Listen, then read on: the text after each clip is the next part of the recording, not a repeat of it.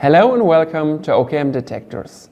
My name is Stefan and today I will show you scans which we have done with OKM 3D ground scanners. And I will help you to identify gold as well as treasures with our software Visualizer 3D Studio.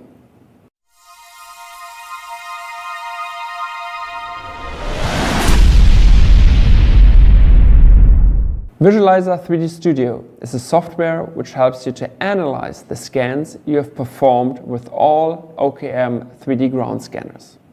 This software has been developed here internally in Altenburg in Germany now for over 25 years, and we will continue doing so.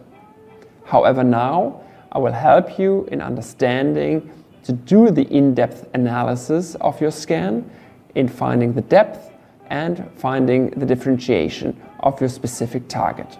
Now let's have a look into the examples.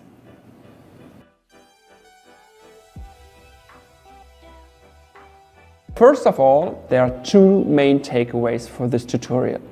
First, you will learn how to differentiate between good and bad scans and to see error signals where you might actually need to perform a new scan.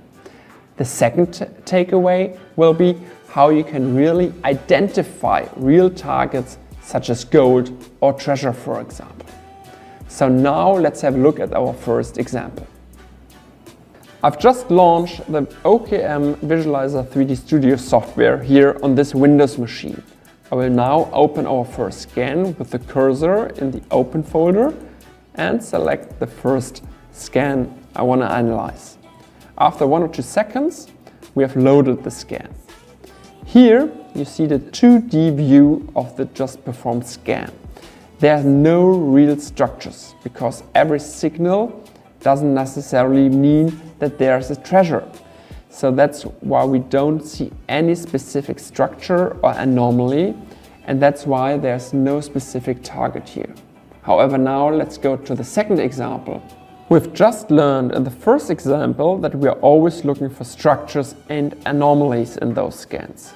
Now the second example has those structures and anomalies. You see red and blue lines. However, this scan has been performed in a zigzag mode. And in this specific zigzag mode, the probe orientation of the user was wrong. That's why we have created filters. You go to modifiers, and here you have a filter called rotational correction, which we now will apply. After having applied this filter, we do not see any significant anomalies or structures.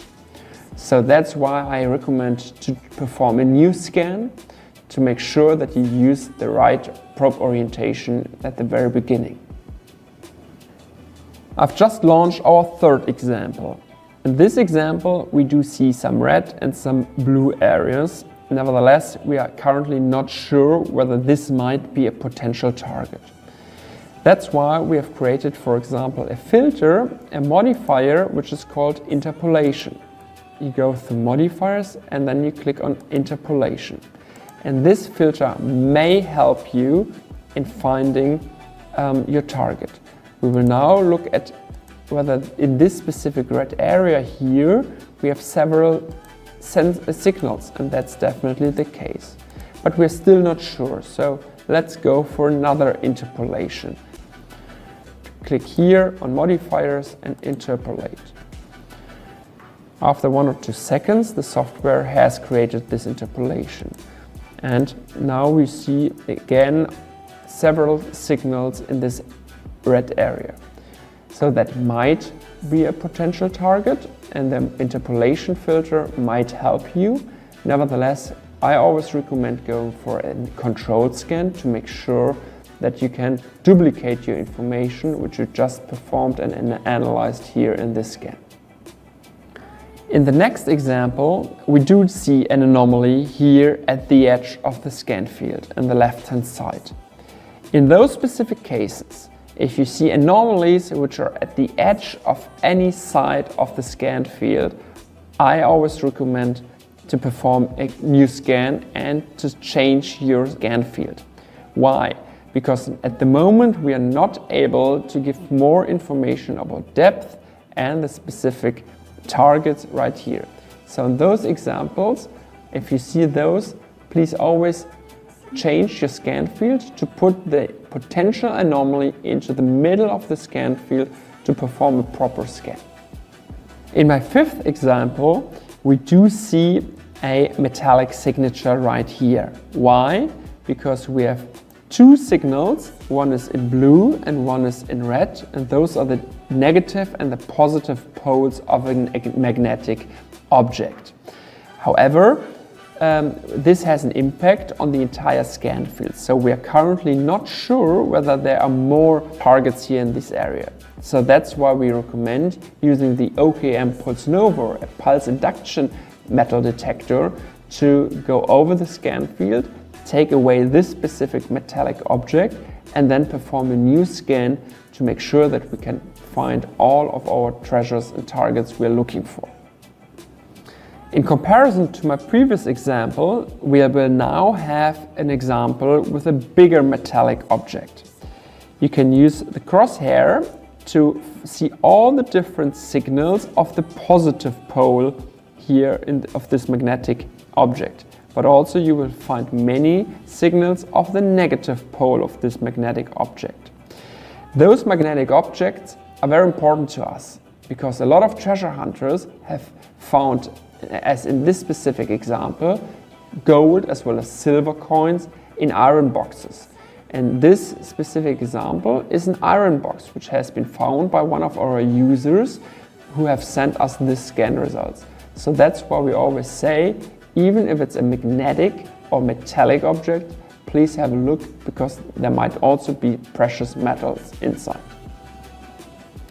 Now I've found a very interesting example for you. This is a royal tomb which our devices have actually found. It's very interesting that green is not always the base layer of our scans.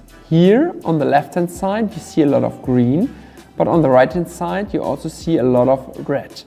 So in this specific case we cannot say that green is always an average or that a specific target is always red, for example, because we are always looking for structures which human beings have actually performed and done to the soil. And if you look very prominently, you see here an entrance, and then here you see the royal tomb with a red color, and inside there's some green, etc. That's why it's always important not to look at colors, but to look at structures and anomalies, to see something which is of interest to you. And the royal tomb example is the best way to understand this fact. This example has been sent to us from a customer.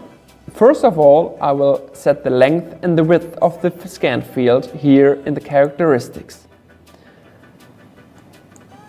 After typing in the width and the length, we will choose the soil type here on the right hand side. The soil type is very important for the depth measurement, which we're looking at in a second. But first of all, we have different OKM standard soil types here, as well as more soil types, but the customer told us that the scan has been performed in clay. After selecting the soil type, we go to scan information. And here in the bottom right information, you see the depth. So I will use the crosshair and go to the signature which we see in the scan. And here we see a depth of roughly 1 meter. So that's the short analysis for this specific scan. My last example is a very interesting example because we do see a lot of red. Nevertheless, in this area we do see some strong green and blue areas. And if we're looking with the crosshair, there are many signals which are dark blue. And our customer told us this was a gold pot with jewelry inside. And it's a very good example because even if you have a lot of red or a lot of blue or a lot of green, we're not looking for colors, we're looking for real structures, for anomalies. And if you see such a result, then this is a potential target. Don't look too much into the colors, look more into structures and anomalies. I've now shown you 9 different examples and how to analyze with our Visualizer 3D Studio software. If you're interested in more information, please go to our YouTube channel, our website, or read the user manuals for every single 3D ground scanner. We also offer scan analysis with our team here, so if you're interested in that, please reach out to us here in Germany, in Altenburg, or to one of our global distribution partners. We're looking forward to hearing from you.